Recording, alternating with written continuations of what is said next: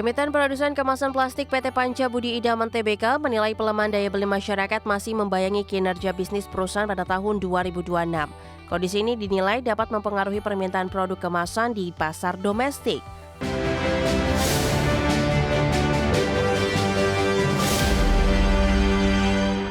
Emiten Produsen Kemasan Plastik PT Panca Budi Idaman Tbk atau PBID menilai pelemahan daya beli masyarakat masih menjadi tantangan bagi kinerja bisnis pada tahun 2026. Kondisi tersebut berpotensi menekan permintaan produk kemasan di pasar domestik. Emiten Produsen Kemasan Plastik PT Panca Budi Idaman Tbk menilai pelemahan daya beli masyarakat masih membayangi kinerja bisnis perusahaan pada tahun 2026. Kondisi ini dinilai dapat mempengaruhi permintaan produk kemasan di pasar domestik. Sepanjang 2025, Panca Budi Idaman mencatatkan penjualan sebesar 5,19 triliun rupiah.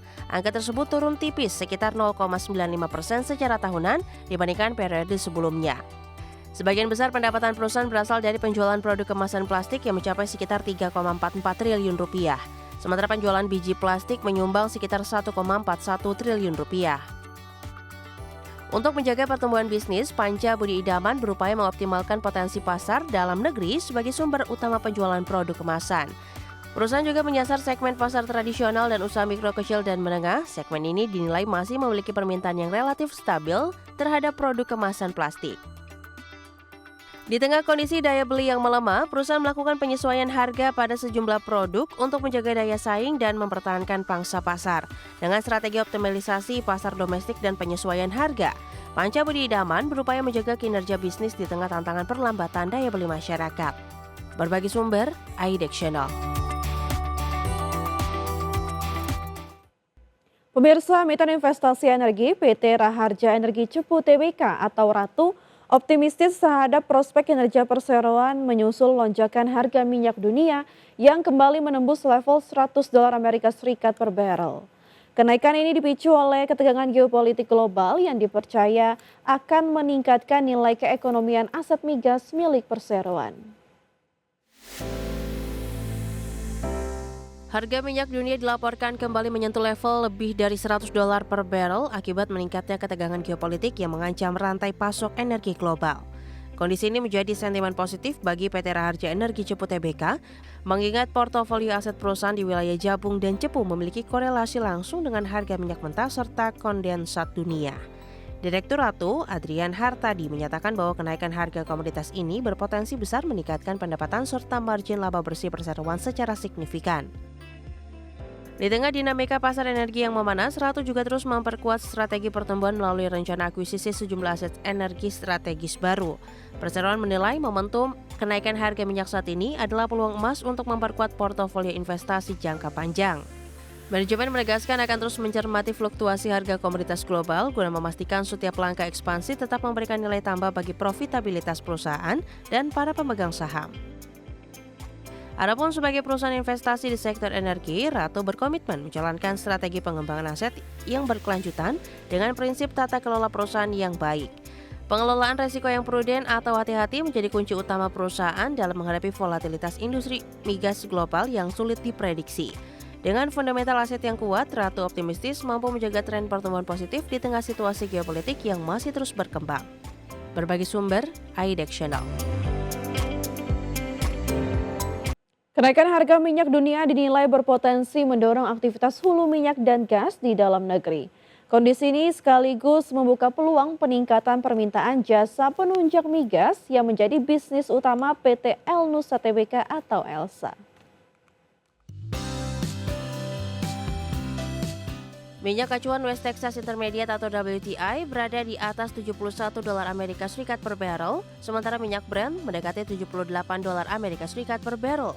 Kenaikan harga minyak membuat sejumlah lapangan migas yang sebelumnya dinilai kurang ekonomis menjadi lebih layak untuk dikembangkan. Kondisi ini berpotensi meningkatkan kegiatan eksplorasi dan produksi migas. Meningkatnya aktivitas hulu migas diperkirakan akan mendorong permintaan terhadap berbagai jasa penunjang, termasuk survei seismik pengeboran serta layanan pendukung operasi produk yang menjadi lini bisnis Elnusa. Pemerintah menargetkan peningkatan produksi minyak nasional hingga mencapai 1 juta barel per hari dalam beberapa tahun ke depan. Target tersebut diharapkan dapat mendorong aktivitas industri hulu migas di Indonesia. Sepanjang 2025, El Nusa mencatatkan pendapatan sekitar 14,5 triliun rupiah atau tumbuh 8,29% secara tahunan. Sementara laba bersih perusahaan tercatat mencapai sekitar 718 miliar rupiah. Kontribusi terbesar pendapatan El Nusa berasal dari bisnis distribusi dan logistik energi melalui anak usaha El Nusa Petrofin. Segmen ini menyumbang sekitar 60% dari total pendapatan perusahaan. Dengan harga minyak yang masih relatif tinggi dan target peningkatan produksi nasional, perusahaan jasa migas seperti El Nusa berpeluang mendapatkan peningkatan proyek dan kontrak baru di masa mendatang. Berbagai sumber, IDEX Channel. Laba bersih emiten gas negara PT Perusahaan Gas Negara Tbk atau PGAS mengalami penurunan pada tahun 2025. Penurunan ini terjadi seiring meningkatnya beban pokok pendapatan yang menekan kinerja laba perusahaan. PT Perusahaan Gas Negara Tbk mencatat laba bersih sebesar 215,4 juta dolar Amerika Serikat pada 2025. Angka ini turun sekitar 36,5% dibandingkan laba bersih pada tahun sebelumnya. Di sisi lain, pendapatan perusahaan masih mengalami kenaikan tipis. Sepanjang 2025, pendapatan PGAS mencapai sekitar 3,97 miliar dolar Amerika atau tumbuh sekitar 5% secara tahunan. Meskipun pendapatan meningkat, laba PGAS tertekan akibat beban pokok pendapatan yang membengkak menjadi sekitar 3,27 miliar dolar Amerika Serikat atau naik dibandingkan tahun sebelumnya. Kenaikan beban tersebut membuat laba kotor perusahaan turun menjadi sekitar 698 juta dolar Amerika. Angka ini lebih rendah dibandingkan laba kotor pada periode yang sama tahun sebelumnya. Di tengah tekanan tersebut, sejumlah pos biaya seperti beban umum dan administrasi serta beban keuangan terlapor mengalami penurunan dibandingkan tahun sebelumnya. Perusahaan juga mencatatkan penurunan nilai properti, minyak, dan gas yang meningkat signifikan. Kondisi ini turut memberi tekanan terhadap kinerja laba perusahaan. Secara keseluruhan, kenaikan beban operasi dan beban pokok pendapatan menjadi faktor utama yang menekan laba PGAS pada 2025.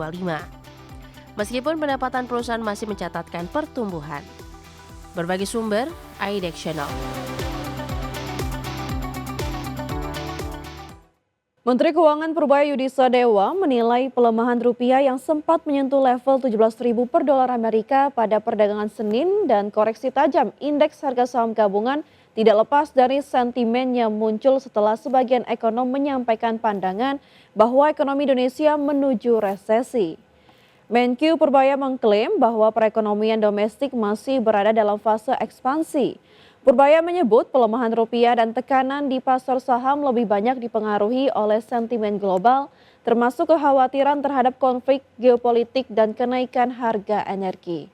Purbaya memastikan akan terus memantau perkembangan harga minyak dunia karena lonjakan harga energi berpotensi mempengaruhi kondisi fiskal negara.